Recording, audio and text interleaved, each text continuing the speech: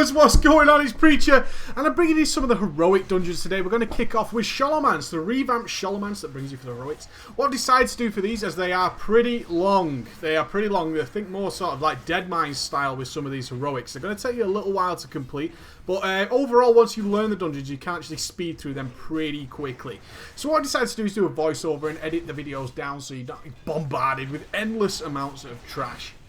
What we started off with, you get into Scholomance, you get your group going, and then you're going to run into a couple of trash packs that don't prove too much of a problem. I will say, for the moment, the trash packs feel like they have a lot of health, but that could be with people learning their classes, getting into it, all that kind of stuff, and maybe not pulling the most DPS they can do. We actually rolled with a couple of warriors in this run.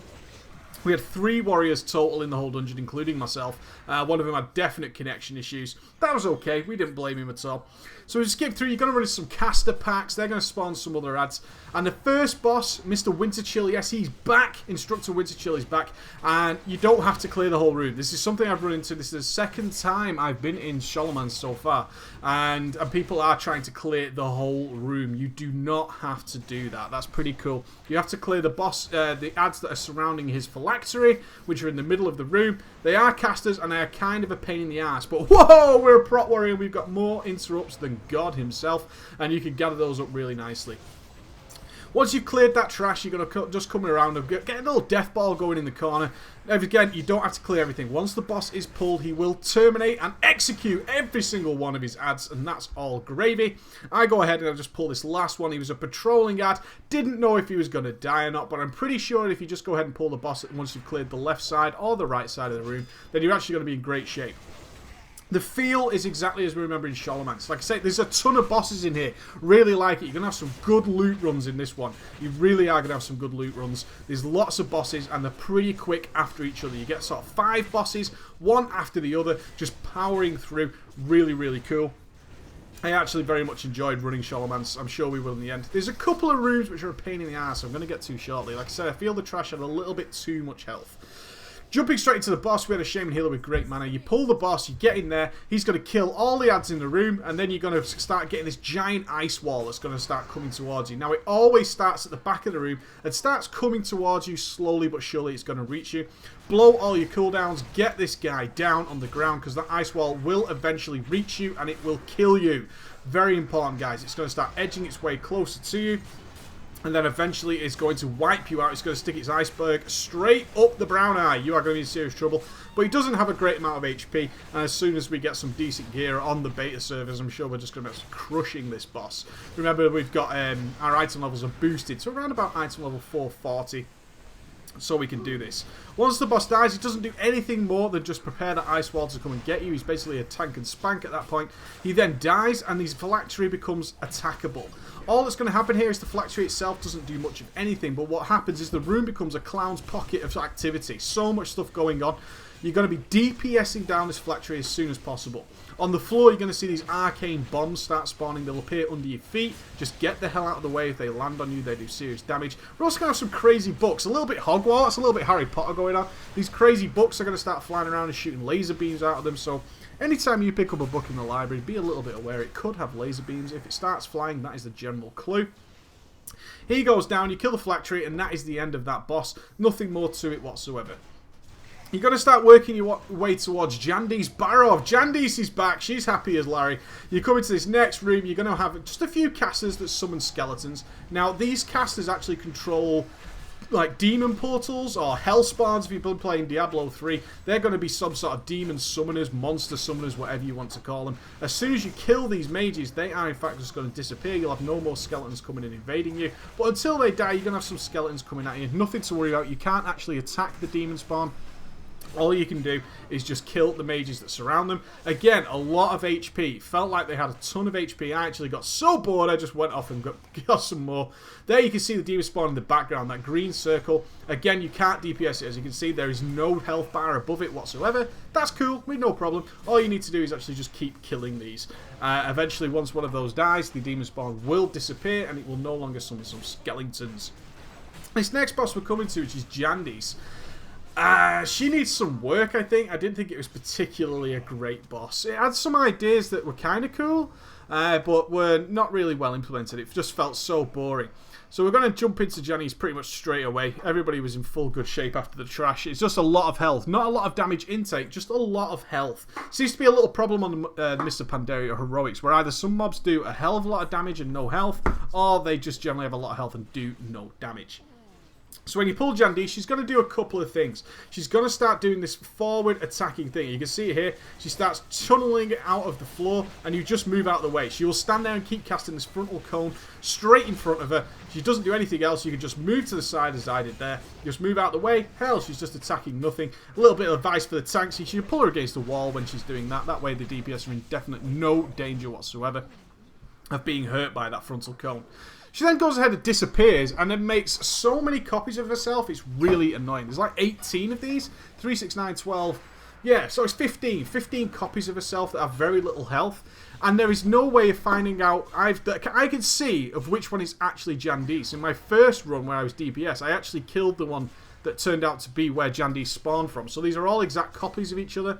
And essentially, you're going to run around this giant room, DPSing these mobs constantly, which is kind of annoying. There's just too many of them. Maybe 12 would have been okay, just dropping 3 out of there. And eventually, she will come back, and you rinse and repeat. There you go. She does a frontal cone AoE again.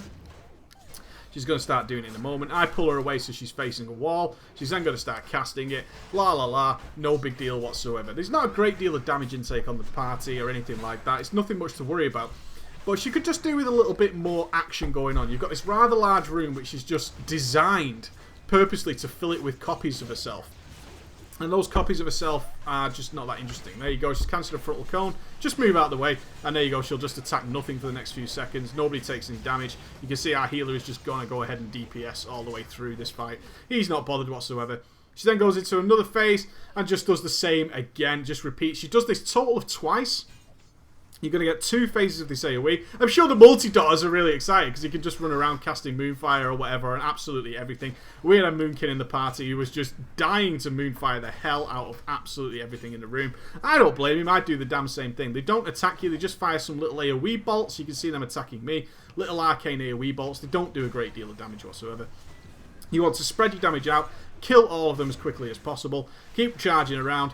If they were a bit closer so we could do some nice AoE, that would be cool as well. She's then going to respawn, do a big AoE frontal cone again, and we're just going to bring her down to Chinatown. It's good night for you, Jandice. Unfortunately, Blizzard, I don't think they did you justice. I think classic Jandice Barov was a little bit happier and a little bit more dangerous than this. Scholomance, in fact, was one of a very, very difficult dungeons. Getting a full group through Scholomance was not an easy task whatsoever.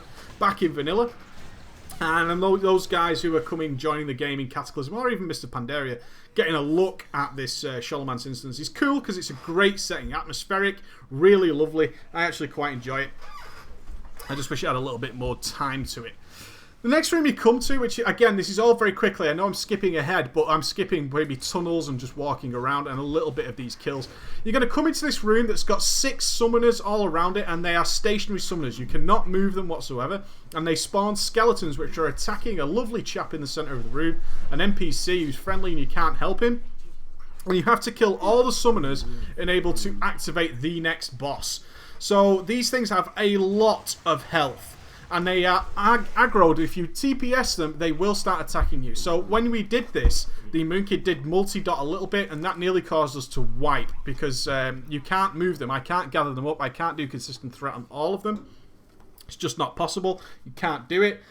So ultimately, you just end up sort of walking around the room in a circle, being unable to do anything else whatsoever. Once that's done, it will take a couple of minutes to clear this room, guys. It's a pain in the bum. You're going to get Rattlegore. He's back as well in a slightly different room than we've seen him before. Rattlegore has relatively few mechanics, but they're all pretty cool.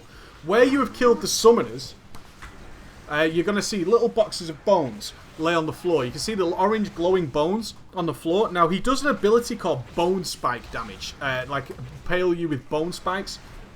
The shields that you can get, you actually get a bone shield, similar to a Blood Death Knight, or in fact all Death Knights now all get Blood Shield. If you click the ground where those orange glows are coming from, you will gain a shield yourself, a little bone shield that will surround you. And that purposely absorbs the next Bone Spike damage. The Bone Spike damage is quite a lot if you do not have this shield up, and your healer's going to be a little bit stressed. You can see almost one-shots that chap there. You can see the bone. That was the Bone Spike there, nearly one-shotting that player just then. All you need to do is you need to go to your orange pool. See, it nearly one-shots me as well as a tank. I was not aware of this mechanic. Was like, holy cow. Then suddenly I thought, maybe I can click this orange thing. Click it. Go ahead. Gain the bone shield buff. It basically reduces it absorbs all of the incoming bone spike damage. I've just moused over the button buff for you there, just so you can get an idea of what the hell is going on. Again, if you get this shield, you're literally immune to any of his mechanics. He doesn't do that much damage whatsoever. It's just all a bit of melee damage, and then he goes for this big bone spike. Anybody who doesn't have the shield is in serious trouble. They'll get pretty much one shot. But they will not die from it. I don't think it actually kills you if you're in appropriate gear. Perhaps if you're in lower than 440 gear, if you've managed to come in with your friends or whatever, then perhaps you are going to run into difficulties with that one-shotting you. After he's dead, you come into some of the most interesting trash that's actually in this dungeon. You're going to find a few of these standard melee mobs, nothing particularly special, but in here you're going to find these rather large golems, similar to Festagut from ICC. You can see him over there. I just wanted to show you this one of exactly how you kill this mob. Some people are still very confused. He is actually invulnerable. The actual main big golem dude, he's completely invulnerable. But the meat grafts that he's actually got surrounding his body are not invulnerable. And when they die, he will just instantly die himself. You have to kill his grafts and not him. You'll find a ton of DPSers who straight up just try and kill him, even though they can see his health is not going anywhere. You can completely AoE these. As you can see, I've got bleed dots on all of them. Cycle through, just kill those as quickly as possible. They have very little health. There's a few of them for sure, but he's not like, he's not like overwhelmingly covered in them. He's got about 6 or 7 of these meat grafts, and as soon as they die, look, he instantly falls to the ground. Bye you. Now we're coming up to what I consider to actually be the most interesting boss in here, this Lisa. I actually thought this was really well designed and actually the best boss in Scholomance so far. This one has a lot of mechanics and it has 3 phases to it, and they're all pretty cool. People are getting sort of mixed up on exactly what to do here. You're going to go in at first and you're going to start fighting her, and that's all going to be well and good. What she's going to be doing is actually sucking the party in at various points. She's got like an AoE death grip. She's going to be doing various damage to you. What she'll do is she'll suck you in into a big ball right in the middle of the room, and then she will set you on fire, where everywhere you move will leave trails of fire all over the floor, and that is pretty grim. If people start running into those, it's not a good situation whatsoever. She will do some leap damage where she'll run over and just do a minor attack to you. It doesn't do great damage. You can see the party wasn't taking much damage from there. Then she's going to do the AoE grip, suck you all in, and then when you run around you can see you're going to leave trails of fire all over the floor. You want to kite that around. Make sure you're not stood in that stuff, and then she's just going to literally jump around and do some more attacks to you. As soon as that phase is over, you just go back to DPSing her completely. When she gets to about 30%, we're going to move into phase 2 of this fight, which gets a little bit tricky because it contains a fixate. Nobody likes a fixate in this game, especially your average pug. They're not paying attention to that kind of stuff, and you'll see some people actually die in this fight, I believe. Nice, interesting fight, couple of mechanics. She goes for the AoE death grip again, sucks us all in, but in fact we DPS'd her to the point where it was a phase transition. So she walks to the center of the room, and now the necromancer is actually going to pull her soul from her body. What up, Riddick? What up, Riddick? He pulls the soul from her body. This soul cannot really be tanked. Instead, it will fixate on a random player and it will follow you around. It's very easily kited. It's a little bit tricky if you melee. I have seen this thing one-shot people. But these guys tend to... We had a better healer today than I've done in the past. I got one-shotted by this thing previously, or two-shotted. When I wasn't sure what was happening, I had the first fixate. I was like, oh my god. But there you can see you get a nice big message in the middle of your screen that you are fixated. And you can see that warrior did not notice whatsoever that he was fixated and just ends up DPSing her straight up.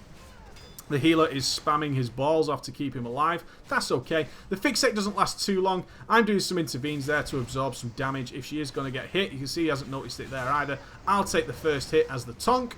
Nicely just doing some intervenes. So if you are a prot warrior, you can do that. Just intervene to the person who's focused, and that will get them saved. So this soul is going to walk around until you kill it. She's just going to fixate on it. As you can see, you cannot tank her. Nothing like that. She's just going to fixate randomly. See, fixates on me. I just give it a heroic leap away. Let her crawl on over to me. No big deal at all. Loads of room between me and her. And then she's going to swap targets once more. That's how you should deal with it. But if you're melee and you haven't got a particularly great healer, when she starts casting fixate, just move away a couple of yards. That loss of DPS is nothing compared to you being dead on the ground. get the hell away, and then get back to the middle. So once the soul has died, he actually goes ahead and brings her back. Now, the tricky part of this phase, and this is where it's all going to go wrong in your casual bugs, this is where it's going to go pear-shaped ballers, is the soul will still exist. You're going to get the same mechanics you had in phase 1. She's going to do the AoE death grip, she's going to burn the floor, but while this is going on, her soul still walks around, and it still fixates people. Now, you've got fire on the floor, and you've got a soul walking around fixating people, and you have people who haven't noticed they've been fixated. This creates a very, very precarious situation. Her soul no longer is targetable, and it's a shadow soul. So it's very hard to see as well if you're just running around, especially as we're all different colours anyway. You can see one warrior goes down there. He got fixated. The healer couldn't save him with all the extra stuff going on in this fight. That's fine. You can see we're still getting AoE death grip. Definitely a dangerous moment if you are fixated and you get the AoE death grip. She's going to get hits on you. You need to be aware of that. Kiting her again. You see another man goes down to the fixate. Just watching this soul walk around. Be aware that she's there, and she's definitely doing some big damage. You can see without a fixate, she focuses on me, and you can see the damage I take even as a tank. Very dangerous stuff. But a great boss. The best boss in Scholomance, I think so. I think that was the one with the most interesting mechanics, and it had a chance for you realistically to die. I like a boss where you can actually die. That is very cool. I like that completely. Coming down into the next room, you're going to fight a boss like Professor Prusa. But before we can get there, you're actually going to be fighting all the students. This room exists in the original Scholomance. All the students in the room, they have a ton of health, and they are all casters. They all cast it at the same time, so you're going to take some big burst damage unless you're stunning and constantly interrupting. Disrupting Shout for the warriors is brilliant here. You can AoE disrupt them all at the same time. You can stun them, you can pummel them, you can spell reflect a little bit, but nothing major. Disrupting Shout is for the win. It's absolutely fantastic just to stop all these things casting. They have a ton of health as well, guys, unfortunately. They have so much health, a few 100,000 health each. Oh, it can be a bit of a pain in the bum sometimes when you've got absolutely everything under control and you're just waiting for the DPS to finish off those health bars. That could do with either the HP being lowered or make them more dangerous with slightly less HP. I wouldn't mind that at all, as long as they were in smaller numbers. You're then going to pull Professor Slate, not Snape. They have gone with a very Hogwarts Harry Potter feel to this dungeon. That has been their plan. That's okay. But very similar to Professor Putrescide, he's going to have various little abilities, including Toxic Potion. You can see he throws that potion over there. That's going to create a poison puddle on the floor. He also has a Flame Breath Potion. That's a Frontal Cone again, but he will follow you, so it needs to be on the tank only. If you're tanking this fight, guys, make sure you are facing him away from the party. I see this potion coming. You see I run myself to the wall to make sure his Flame Breath goes into the wall and not at anybody else. Watch for the toxic potions being thrown at you. Another toxic potion coming my way now. You see it. Get out of the toxic puddle. But be aware you need to face him away from the party at all times. Similar to Professor Putrescide, he's going to go into this big Berserker Rage phase, doing a lot of damage. Pop your shield wall. Pop up if you want to do. Use your Demoralizing Banner, whatever it might be. Use your Ardent Defender and just be quite happy that he goes down and dies. Very, very low HP. Important, pick up this potion. Pick up the potion that is on the table. The green potion is going to give you these cool wings. You have to clear the rest of the room. But that potion is going to give you this buff, this green buff that you can see on me above, like a green potion. This buff allows you to do extra nature damage to Dark Master Gandling, the final boss in this dungeon, and his minions. So you're going to go ahead and pull. He's going to just be a caster. Blizzard's been very clever with this one. You can actually do this without being a tank. I would recommend that you actually go 4 DPS for this fight. He only casts spells. You can Spell Reflect and Dark Simulacrum, his Immolate spell. Now, what Dark Master Gandling will do, similar to what we've seen in the old Scholomance, as you can see there, he will port you into a different room with several adds. These adds do no damage, but they have health. Essentially, this is just to take one person out of the fight. Obviously, as the tank, I've been taken out of the fight. The DPS are in no danger whatsoever, so you are safe to go 4 DPS, 1 healer, and then kill those adds, get back into the fight, and you're in no danger whatsoever. Getting back in, he's going to rinse and repeat this. He's going to chain cast Incinerates out. He's like a Destruction Warlock, essentially. And then he's going to fire off Immolates every now and again, a little damage dot. It can be dispelled. More importantly, I don't do it here. You see, I get the Immolate dot on myself then. On the next Immolate, I tried it out, and you can Spell Reflect it back onto him. He doesn't have a great deal of health. You're going to go through pretty much one person in each of the party is going to get ported at some point. Probably about 3 overall, actually. Probably not 5. It's actually 3 people, I think. I think he's got 3 dungeons he can access. And once you do that, again, there's no damage incoming whatsoever, really. This fight could do with a damage upgrade. This realistically could do with a damage upgrade. I understand the idea that it's being designed so if the tank gets ported, nobody's in serious danger. But you can see the healer is at full mana and is essentially just DPSing himself. You can realistically probably go 5 DPS with some off heals here and actually just blitz him down to the ground. It's no big deal whatsoever. You can see the healer jumping around in the background. Nothing to do. No danger. Nobody's going to die on this fight, which again is sad. There's no point in a boss fight where you cannot die. Being able to see, I'll spell reflect that back onto him, and it starts ticking away for some nice extra deeps. Pretty cool. I just don't like the. I don't like any heroic fight where we can't die. You cannot die to this fight under any circumstances. You would have to do something insane to die at this fight. I'm pretty sure these weren't exactly the best players considering how long it took us to kill some of the mobs. Yes, they've got a lot of HP, but I definitely felt like when I was DPSing it, these mobs died very, very quickly. Overall, Scholomance, I give it a score of about 4 out of 10. Lots of bosses and nice loot. That's cool. There's nothing wrong with lots of bosses and nice loot. Trash has too much health and isn't dangerous enough. They're just health bars for the sake of health bars. And the first boss, the second boss, and the third boss are no danger of being killed. Alright, ballers, you take it easy. Bye-bye.